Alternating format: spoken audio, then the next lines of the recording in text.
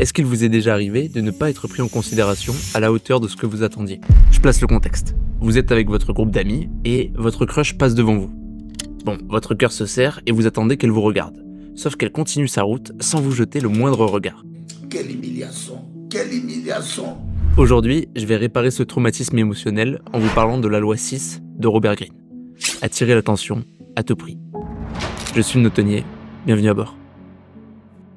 Les gens jugent tout à l'apparence. Ce qui n'est pas visible ne compte pour rien. Ne vous laissez jamais noyer dans la foule, ni sombrer dans l'oubli. Soyez à tout prix le point de mire, celui que l'on remarque. Faites-vous plus grand, plus chatoyant, plus mystérieux que la masse moyenne et morne. Soyez l'aimant qui attire tous les regards. L'exemple que va prendre Robert Greene est très particulier. On y suit le numéro 1 du show business du 19e siècle, Phineas Barnum. Barnum était propriétaire de l'American Museum. Alors que le musée traversait une passe calme, Barnum croisa un mendiant. Sauf que, au lieu de lui donner 2 tickets restaurant et un sourire, il décide de lui proposer un poste très particulier. Le mendiant devait porter 5 briques, faire le tour des pâtés de maison, puis traverser le musée en y déposant les briques à des endroits préalablement établis. Il devait toujours avoir une brique à la main, puis s'arrêter à chaque spot de briques pour remplacer celle qu'il tenait par une nouvelle. Et il ne devait en aucun cas répondre aux questions. Là, vous êtes en train de vous demander, mais ça sort d'où? C'est une épreuve de Koh-Lanta, c'est quoi le but derrière? Je ne comprends pas. Ce petit manège attira l'attention de quelques regards au premier circuit. Le double au second, si bien qu'arrivé à son 4e passage, une foule lui emboîtait le pas, achetant des billets pour continuer à le suivre dans le musée et se demander mais attends, il fait quoi ce mec quoi? À la fin de la première journée, le mendiant aux briques avait drainé plus de 1 millier de visiteurs à l'intérieur du musée. Tant et si bien qu'il dut cesser son manège la semaine suivante parce qu'il y avait tellement de gens que ça bloquait le passage dans la ville. Alors, cet exemple il semble complètement tiré par les cheveux, mais on peut l'expliquer grâce à ce que Gustave Le Bon explique dans La psychologie des foules. À l'intérieur de cet ouvrage, Gustave Le Bon nous explique tout ce qui se passe dans la tête d'un individu lorsqu'il est en foule. Et ça impacte grandement sa psychologie. Premièrement, il va avoir le sentiment d'anonymat, qui l'amènera à une désinhibition complète de son comportement. Donc, un individu très calme peut devenir le plus grand des fous s'il est dans une foule. Par l'action des hormones miroirs, on observe une forte contagion émotionnelle.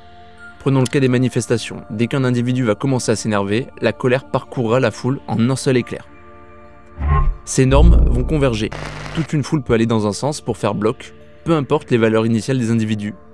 La foule est capable de se dresser dans un même sens. Ce qui nous amène à la perte de l'intelligence collective.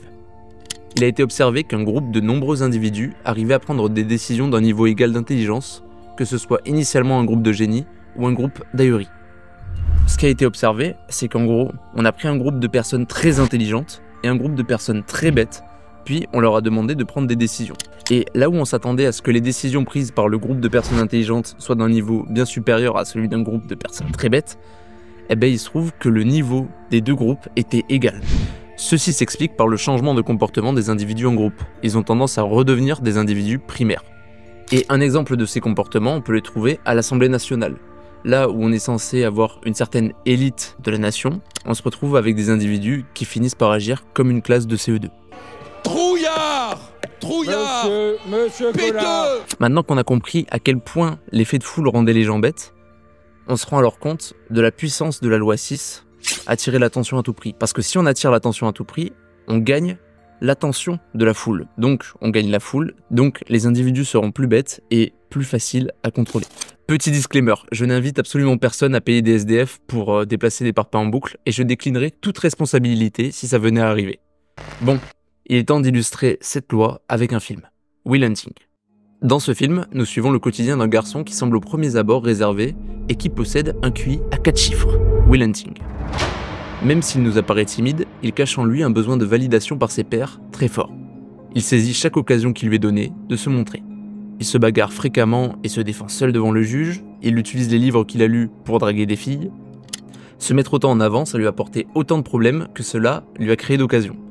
On a vu qu'il avait fini plein de fois au tribunal, mais en parallèle, il a aussi été repéré par un grand docteur en mathématiques. Pour conserver sa liberté, il est forcé d'assister le docteur en mathématiques et de voir un psychologue. Le psychologue se met en tête de l'aider, mais jusqu'au bout du film, Will continuera d'attirer l'attention, même lorsqu'il n'est pas là. Si l'on fait la balance problème-avantage, on se rend compte que, malgré le nombre d'ennuis considérables, cela lui procure également des opportunités inaccessibles au commun des mortels. Il est contacté par des entreprises réputées, il rencontre une fille hyper intéressante et arrive à construire un entourage qui lui souhaite le plus grand des biens. Bon, c'est la première fois que je vais vous faire une mise en garde concernant une des 48 lois du pouvoir. Attirer l'attention à tout prix ne signifie pas devenir le gamin bruyant en manque d'attention à qui on a envie de mettre des grosses tartes. Cela signifie plutôt mettre toutes vos chances de votre côté en ne passant pas inaperçu. La plupart du temps, une fois que vous aurez soigné votre apparence, 80% du job est fait. Le reste, ce sera votre posture, votre prosodie, votre entourage et votre capacité à prendre des risques. Ne pas faire d'efforts sur ces points, c'est choisir de rater intentionnellement ces occasions. C'était le Notonnier, vous êtes arrivé à quai.